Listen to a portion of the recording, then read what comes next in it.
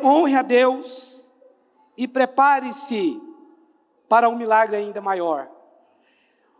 Olha só, essa palavra honrar é uma palavra que a gente quase não fala e quase não vê atitude de honra mais das pessoas. As pessoas, de modo geral, elas são muito desonrosas ou desleais.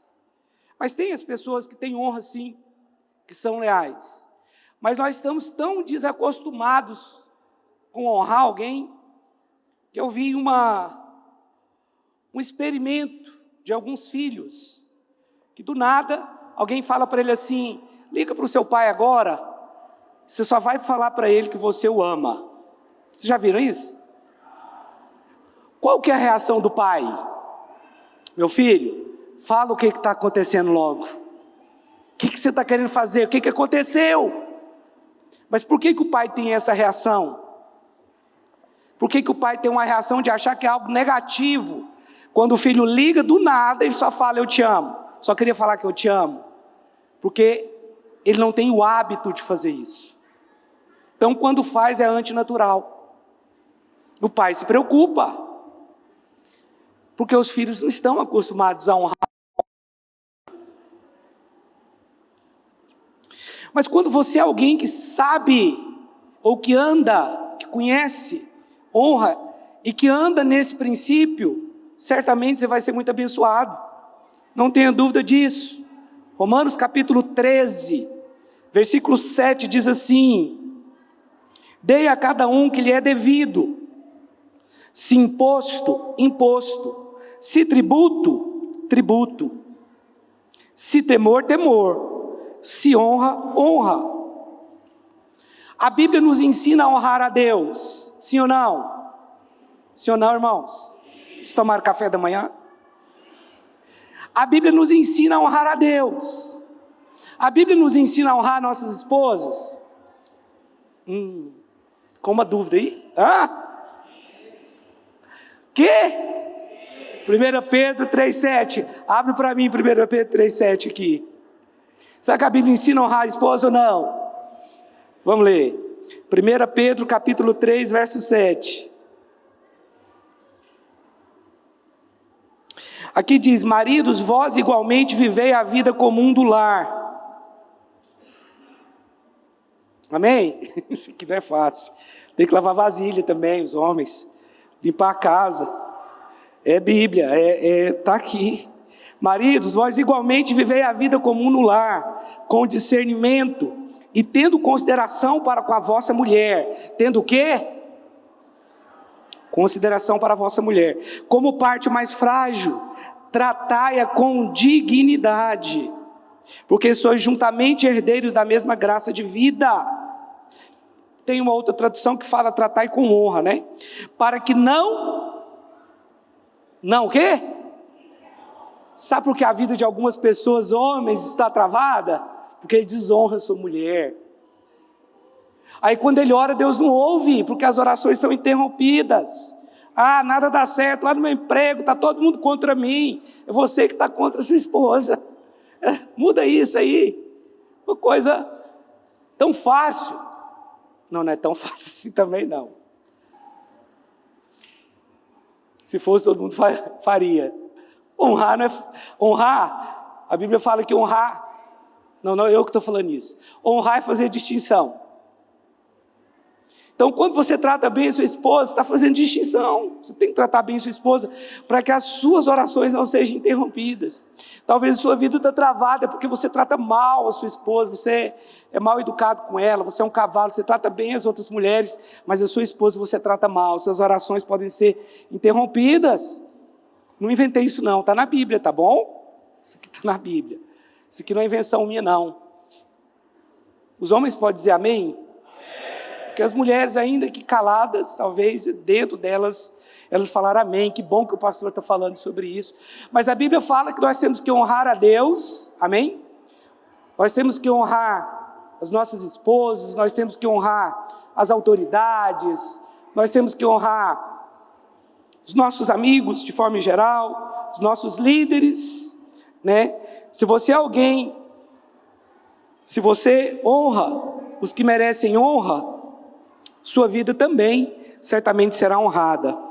Agora, como eu disse, honrar é fazer distinção. Olha o que diz em 1 Samuel, capítulo 2, versículo 30, na parte B do versículo.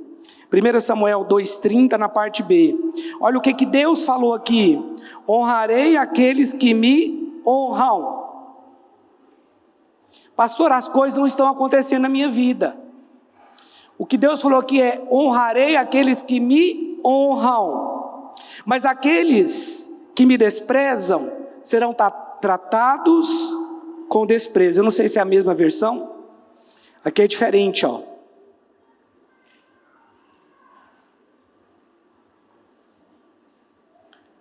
Parte B está aí? Está aí. Porque os que me honram, honrarei. Porém, os que me desprezam serão desmerecidos. Na minha tradução que eu coloquei aqui na NVI, serão tratados com desprezo. Se honrar é fazer distinção, a primeira coisa você tem que saber quem você honra primeiro. Ah, tem isso? Não, tem também. Porque quem você honra primeiro? Quem é que está acima de toda autoridade? Quem é que está acima de todo principado e autoridade? Quem é que está acima da nossa família? É Deus. Então, se honrar é fazer distinção, onde está Deus em relação ao seu dinheiro? O seu dinheiro vem em primeiro lugar ou Deus vem em primeiro lugar? Onde está Deus em relação ao seu trabalho? O seu trabalho vem em primeiro lugar ou Deus vem em primeiro lugar? Onde está Deus em relação à sua família? Deus vem em primeiro lugar ou sua família vem em primeiro lugar? Porque lá em Mateus capítulo 6, versículo 33, abre para mim, Mateus capítulo 6, verso 33, deixa eu ler esse texto aqui, ó. Busquem, pois, em primeiro lugar. Então existe um primeiro lugar. O reino de Deus e a sua justiça, e todas essas coisas serão acrescentadas a vocês.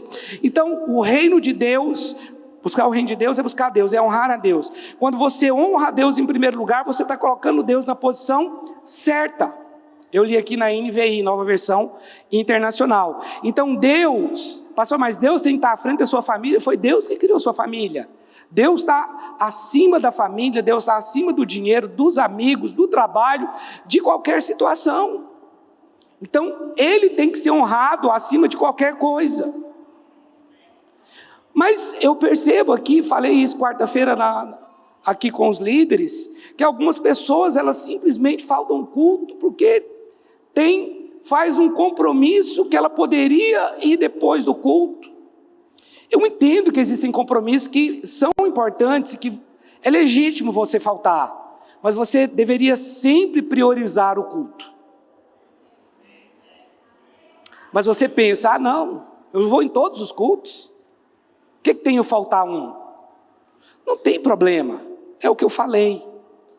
Mas, quando você realmente faz distinção, eu estava me lembrando que quando eu era do Ministério Ouvir e Crer, há muitos anos atrás, eu fui ganho nesse ministério, fiquei, se eu não me engano, 16 anos no Ministério Ouvir e Crer, congregando ali. Teve 2 anos seguidos, que eu fui em todos os cultos, o culto de quarta e o culto de domingo. Irmãos, incrível, você ficar 2 anos assim seguidos, sem faltar. Pastor, e aquilo foi sua glória? Para mim foi. Não deveria ter sido, não.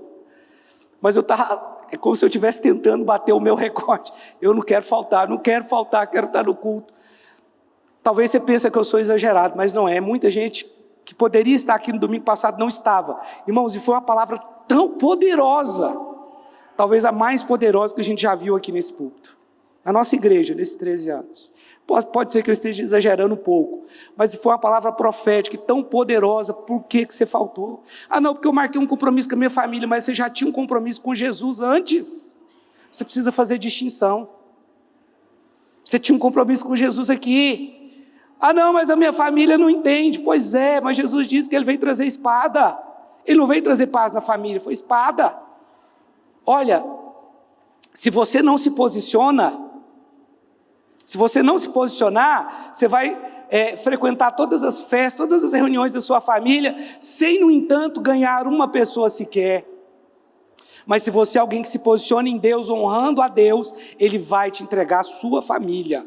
Mas pode ser que eles vão ficar contrariados com você, bicudos com você, falar que você agora é um fanático, mas não importa. Se você serve a Deus, você vai ser rotulado mesmo. Se você é alguém que ama a Deus e que faz distinção, é a primeira coisa que vai acontecer, sua família vai te rotular. Mas não é só por causa de família, é por causa do sono, que algumas pessoas ficam em casa. Isso aqui, evidentemente, meu irmão, existem muitas maneiras de você desonrar a Deus. Ah, mas o culto não é tão importante assim. Pois é, se você pensa isso, você erra. É importante sim, e muito. Mas tem aqueles também que vêm e ficam no celular. Sabe que tem gente que vem e fica jogando no celular aqui? Que para ele não importa. Não sei quem é pior. Deixa eu te falar uma coisa. A forma como nós honramos as pessoas, ela nos define. Mas a forma como você honra a Deus também te define. Amém? Sei que talvez você está calado aí com um pouco de medo da repreensão. 2 Samuel capítulo 6. Deixa eu ler os versículos 15 e 16. Pode colocar na RA mesmo, revista atualizada. Eu quero mostrar aqui a história de Mical, esposa de Davi. 2 Samuel 6, 15 e 16. Assim Davi com todo Israel fez subir a arca do Senhor, com júbilo e ao som de trombetas. Ao entrar a arca do Senhor da cidade de Davi, Mical, filha de Saul, estava olhando pela janela e vendo ao rei Davi que ia saltando e dançando diante do Senhor, o desprezou no seu coração. Deixa eu te falar uma coisa. Existem muitos textos na Bíblia que falam de honra e que também falam de desonra. Mical era mulher do rei. E a Bíblia diz que no momento de muita alegria de Davi, de festa, a arca que estava já afastada de Israel por 20 anos, chega ali em Jerusalém. E Davi estava muito feliz, ele começou a pular e a dançar, cheio de júbilo, adorando ao Senhor. Mas a palavra diz que a mulher de Davi estava numa sacada, e estava olhando para Davi dançar. E a palavra diz que ela o desprezou no seu coração.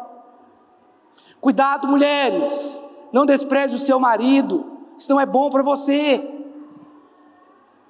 Tem mulheres que estão castrando seus maridos porque o desonram o tempo inteiro. Pensa que ele é a pior pessoa. Ah, meu marido não toma decisão, meu marido não faz isso, meu marido não faz aquilo. Cuidado. Assim como o homem tem que tratar com honra a sua esposa, a mulher deve fazer o mesmo com o marido. Porque se você é uma mulher que só consegue ver defeito do seu marido, mesmo ele, quando ele está adorando a Deus, como foi o caso de Davi, você tem problemas. Sabe? Pula para o versículo 20 agora. Olha o que diz aqui. Voltando Davi para abençoar a sua casa.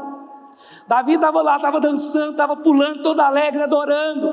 Aí Davi pensa, agora eu vou para casa, eu vou abençoar minha esposa, eu vou abençoar os meus filhos.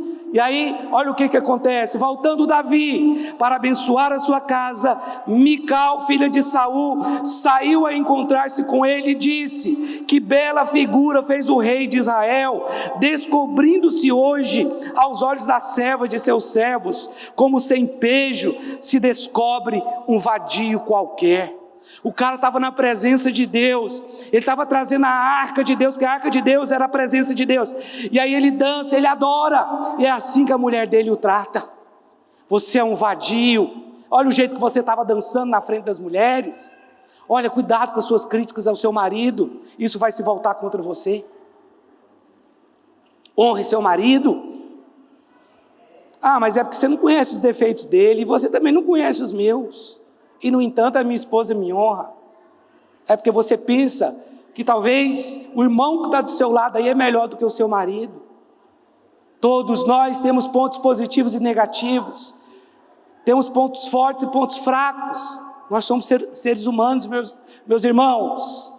Mas Davi, olha a forma que ele foi recebido pela sua esposa, uma desonra. Vamos seguir, 21. Disse, porém, Davi a Mical perante o Senhor, que me escolheu a mim antes do que a teu pai e a toda a sua casa, mandando-me que fosse chefe sobre o povo do Senhor, sobre Israel, perante o Senhor me tenho alegrado. 22. Ainda mais desprezível me farei e me humilharei aos meus olhos. Quanto às servas de que me falastes, delas serei honrado. Esse é o problema. Se você despreza o seu marido, vai ter mulher que vai querer honrá-lo. Pastor, pois é, meu irmão. É melhor que seja você que é a esposa dele. Porque a outra vai lá e vai elogiar. Você está vendo isso aqui? Vai para o 23. Mical, filha de Saul, não teve filhos até o dia da sua morte. O que acontece com mulheres que desonram o seu marido? Fica estéril. E aqui eu não estou falando de ter filhos biológicos, não.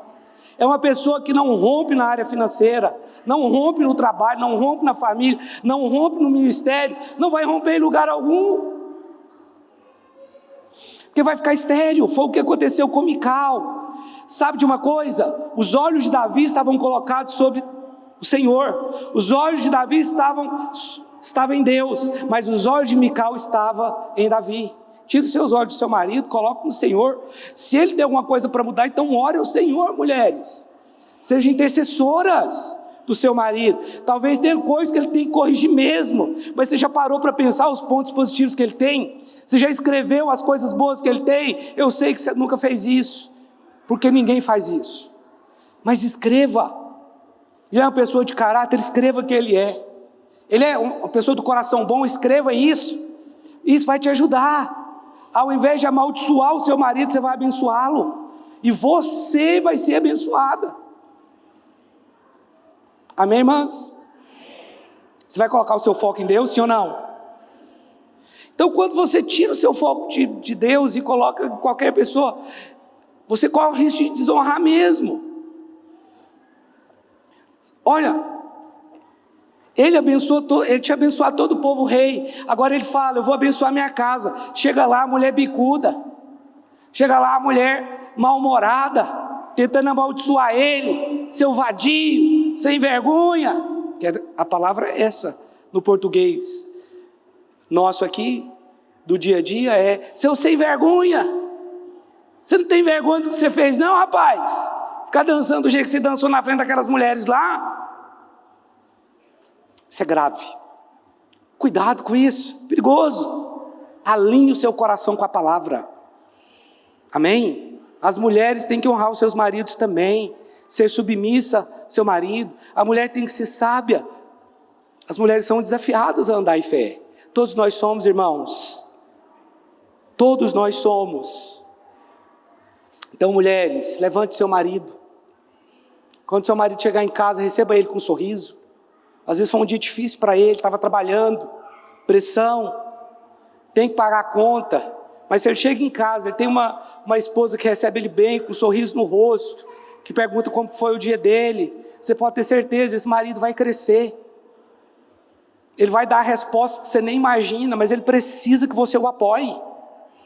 A mulher precisa, o homem precisa do suporte da esposa.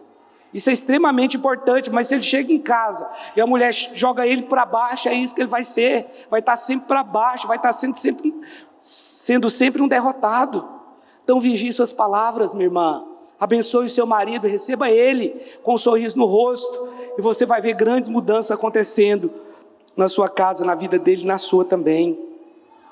Eu quero agora pedir que você abra em 1 Samuel, capítulo 15. Vou ler de 1 a 9. 1 Samuel capítulo 15, de 1 a 9, eu quero falar aqui também sobre a vida de Saul.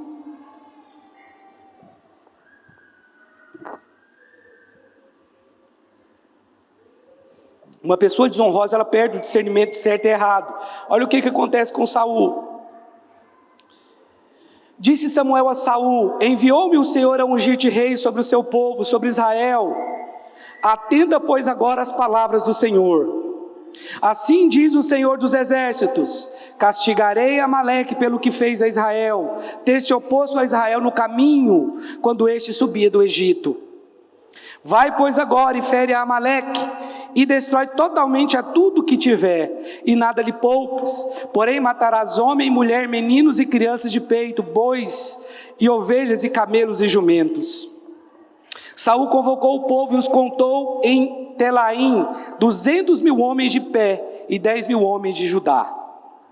Chegando, pois, Saul à cidade de Amaleque, pôs emboscadas no vale, e disse aos queneus: ide-vos, retirai-vos e saí do meio dos amalequitas, para que eu não vos destrua juntamente com eles, porque usaste misericórdia para com todos os filhos de Israel, quando subiram do Egito. Assim, os queneus se retiraram do meio dos amalequitas. Então feriu Saul os amalequitas desde Avilá até chegar a Sur, que está de fronte do Egito. Tomou vivo Agag, rei dos amalequitas, porém a todo o povo destruiu a fio da espada. Verso 9: e Saul e o povo pouparam Agag, e o melhor das ovelhas e dos bois, e os animais gordos, e os cordeiros, e o melhor que havia, e não os quiseram destruir totalmente, porém toda coisa vil e desprezível destruíram. Qual foi o problema de Saul? Deus deu uma palavra: vai lá e destrói completamente os amalequitas. Mas a palavra diz que ele poupou o rei, ele poupou Agag. Mas Deus falou: destrói também os animais, mas ele poupou o melhor dos animais. Mas os animais que não eram bons, que eram animais aleijados, animais feridos, ele destruiu. Mas os animais gordos não, ele trouxe para ele. Sabe de uma coisa? Saul foi uma pessoa muito desobediente, muito desonrosa a Deus. Ele se levantou contra uma ordem direta de Deus. E quando pessoas elas não ouvem a voz de Deus, ela vai ouvir a voz do diabo. O que o diabo fala? Você não precisa destruir tudo. Tem coisas boas que você pode deixar na sua vida. Irmãos, tem coisas que são diabólicas. Você tem que, com o diabo você não negocia, nem com o pecado, amém? Se Deus falou para você, por mais que pareça absurda a ordem de Deus, mas foi Deus que falou, então faça. Seja obediente. Mas o problema dele foi que Saul, ele poupava a vida do inimigo e tentava matar o amigo. Esse é o problema de pessoas desonrosas. Elas não conseguem discernir quem é amigo e quem é inimigo. Agora, aquele que foi lá, no lugar de Saul, que matou o gigante Golias, aquele que era capitão do exército dele, leal, que estava à frente do exército de Israel e que matava os filisteus, a este Saul perseguiu. Porque se você é uma pessoa desonrosa, é isso que você vai fazer. Você não sabe, você vai confundir inimigo com amigo, porque se o seu inimigo for um bajulador, ele vai tornar-se o seu amigo para você. Mas se for alguém realmente honroso, como era Davi, ele torna o seu inimigo, porque você tem medo que ele seja maior que você. Olha a cabeça de Saul. Tinha um coração desonroso. 1 Samuel capítulo 24, versículo 1. Eu acho que eu não vou ler esse texto não, porque ele é muito grande, e nós estamos com pouco tempo aqui. Mas eu vou contar o que aconteceu. Saul começa a perseguir Davi, porque ele tinha inveja de Davi. E aí ele começa a perseguir Davi, Davi foge para a caverna de Adulão, e com ele a palavra diz que também os endividados, os amargurados de espírito, seguiram Davi. 450 homens, 400 homens, agora eu não sei quantos aqui que eram. E aí então eles estavam lá com Davi, e alguém disse: olha, Davi está em tal lugar, Saul. Falou: vamos lá matar ele. O texto aqui diz que ele separou 2.000 homens, 2.000 ou 3.000? 3.000 eu acho. E aí foi a caça de Davi.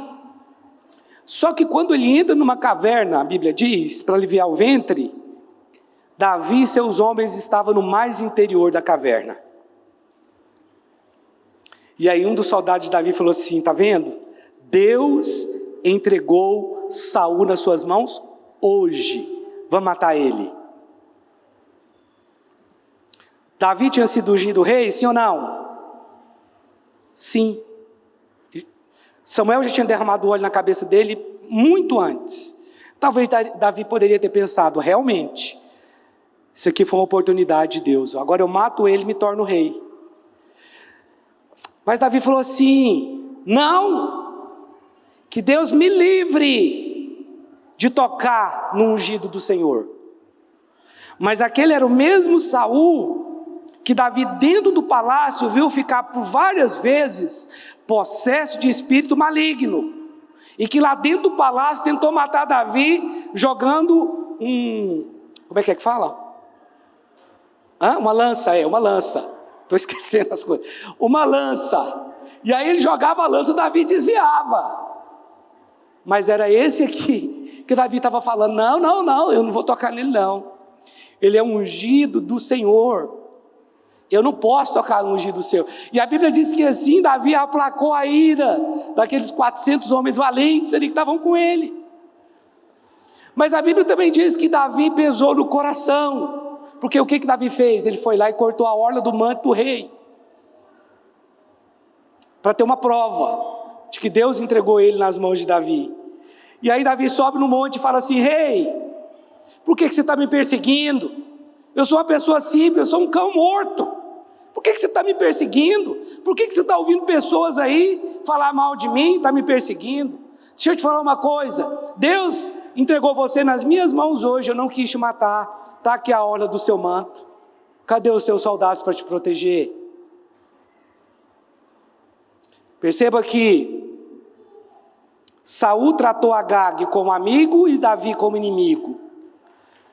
Pessoas desonrosas, elas sempre estão preparadas para fazer o pior, para dar a pior resposta. Sabe de uma coisa? A honra, ela aparece quando o nosso caráter é colocado à prova. Naquele momento, Davi poderia ter matado Saul. Sim ou não? O caráter de Davi, a honra de Davi foi colocada à prova naquele momento. Mas ele não quis fazer. Saul não era um problema de Davi. Saul era um problema daquele que colocou ele lá. Quem colocou Saul lá foi Deus. Davi entendia o princípio da autoridade. Ele falou, Saul não é um problema meu. Saul é um problema de Deus. Os irmãos estão comigo aqui? Olha para mim. Então ele não tocou, porque Davi era um homem honroso. Quando o caráter de Davi foi colocado à prova, ele mostrou a sua lealdade. Terceiro, a desonra, ela fecha portas de milagres na sua vida. Olha o que diz em Mateus capítulo 13, versículo 54.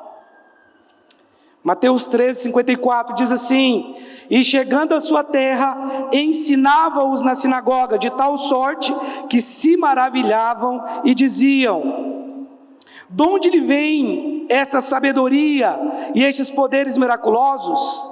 Não é este o filho do carpinteiro? Não se chama sua mãe Maria e seus irmãos Tiago, José, Simão e Judas?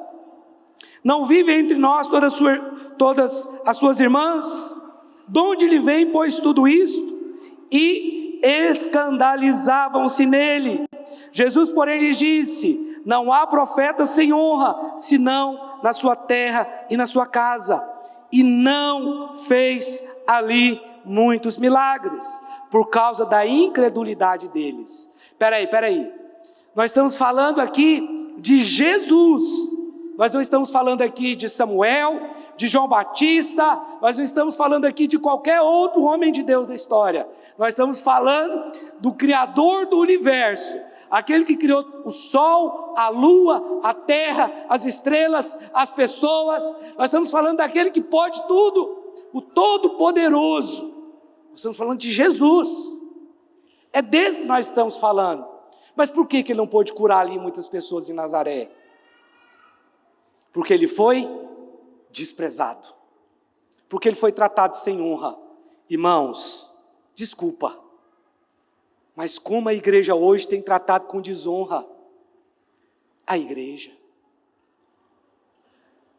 Claro que aqui eu estou falando de forma geral. Olha, não faça isso. Não torne comum aquilo que é santo. Jesus, o Criador do universo, Ele podia fazer qualquer milagre, mas a Bíblia diz que Ele fez ali uns poucos milagres.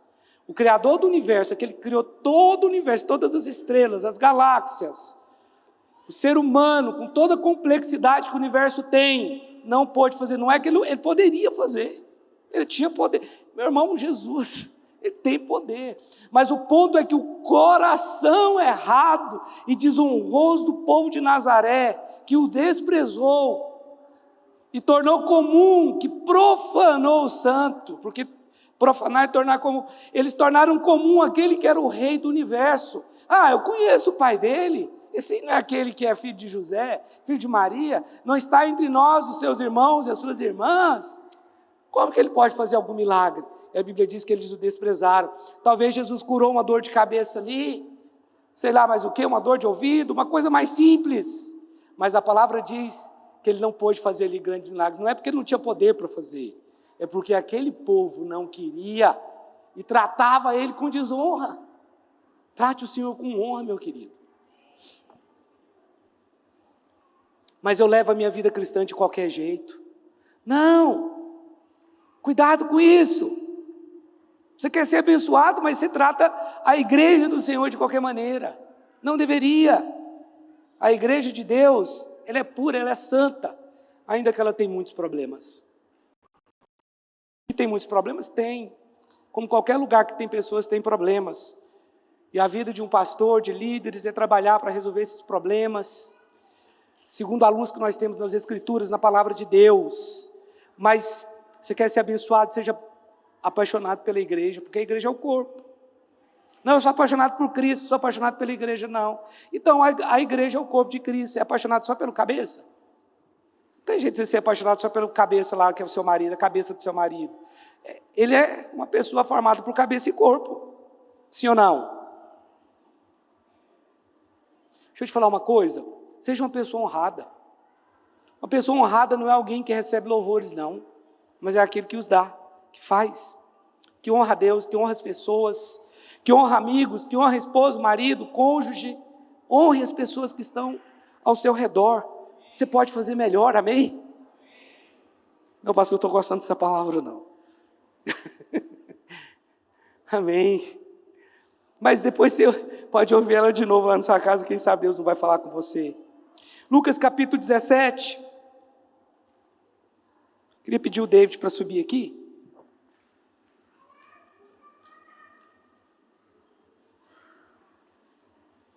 Versículo 12.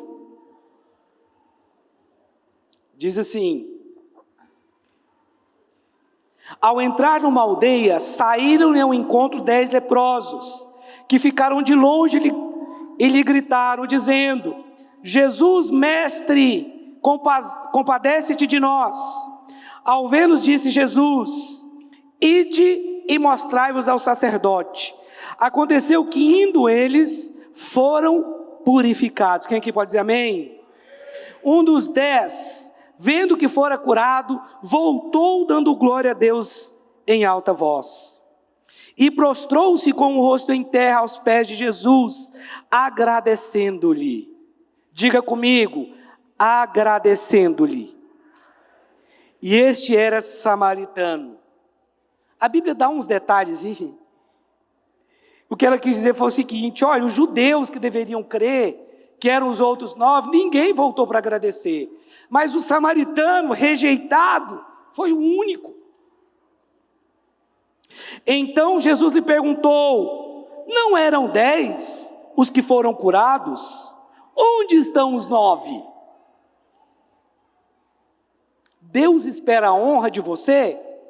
Sim. Mas espera, Ele não precisa da sua honra. Deus é autossuficiente em si mesmo. Deus não precisa da nossa honra, Deus não precisa do nosso louvor, Deus não precisa da nossa adoração, porque Ele se satisfaz em si mesmo. Mas você precisa honrar a Deus. Por que Deus quer a honra? Não é porque Ele precisa, é porque você precisa.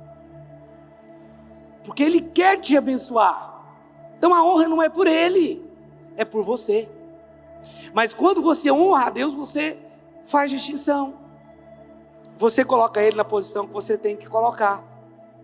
Em primeiro, não eram os 10 que foram curados? Onde estão os 9?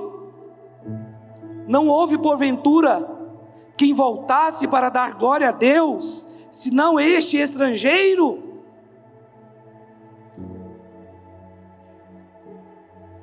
O milagre ele depende de uma atitude de fé, e os 10 tiveram. A verdade é essa: Senhor, cura-nos! Eles não podiam chegar perto porque eram leprosos. Jesus só falou assim, vai e se mostra o sacerdote. Então a primeira coisa para o milagre é você se aproximar, apesar que eles não se aproximaram muito.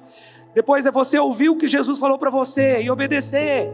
Eles poderiam dizer, não, mas vem aqui, ora conosco, coloca a mão na nossa cabeça aqui.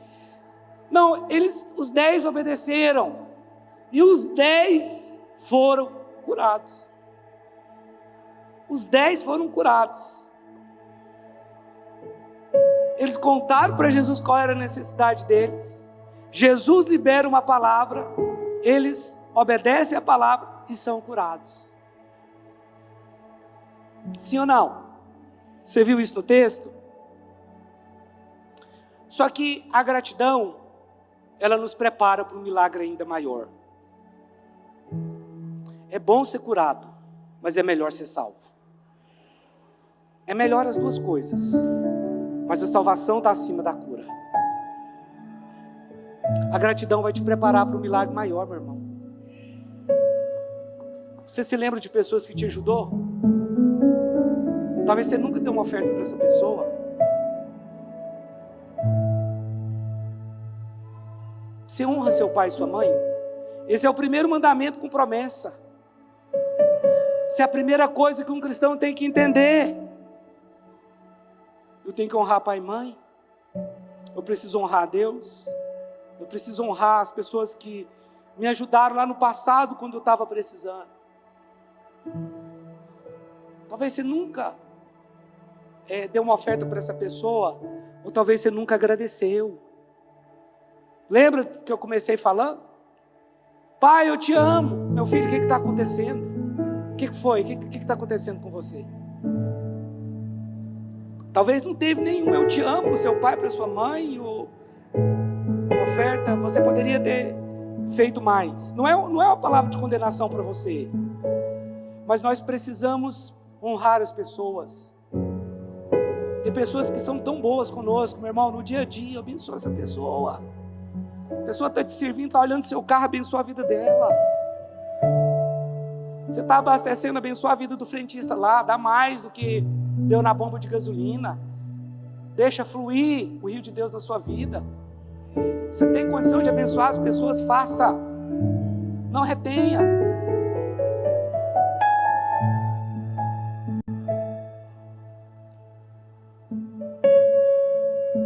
Versículo 19. E disse-lhe, levanta-te, vai, a tua fé te salvou. 9 receberam a cura, mas só um foi salvo. Vai, levanta-te, a sua fé te salvou. O seu milagre pode ser completo. Nós precisamos dar graças ao Senhor, ações de graças. A Bíblia nos ensina isso, a sermos agradecidos por aquilo que Ele tem nos dado. Agradeça a Deus pela sua esposa, agradeça a Deus pelo seu marido, agradeça a Deus pelos seus filhos. Meu filho dá trabalho. Agradeça a Deus pelos seus filhos. Agradeça a Deus por essa igreja. Agradeça a Deus pelo seu trabalho. Agradeça a Deus. Tenha um coração grato. Olha, abençoe, seja um instrumento de Deus para abençoar pessoas que te servem. Seus líderes, seus pais em primeiro lugar, amigos, professores. Vai lá, faz o que ninguém nunca fez. Talvez essas pessoas não estão acostumadas. Vamos fazer algo prático nessa manhã? Você consegue se lembrar de alguém que você poderia abrir o seu celular agora e fazer um pix para ela? Pastor, não sei o Pix dela. Você pode perguntar. Mas antes eu vou te dar uma dica.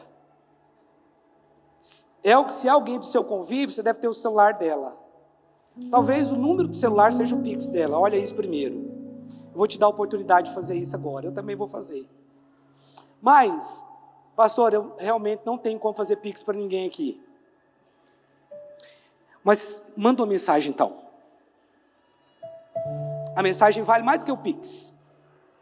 Manda mensagem. Mas é lógico que com o seu Pix você vai mandar uma mensagem. Olha, lembrei de você. Estou te enviando esse Pix aqui, porque você é uma bênção. Você foi uma bênção na minha vida tal época. Pastor, eu posso fazer isso para os meus pais? Pode. Posso fazer isso para minha esposa? Pode, escreve assim: nós vamos sair para jantar hoje.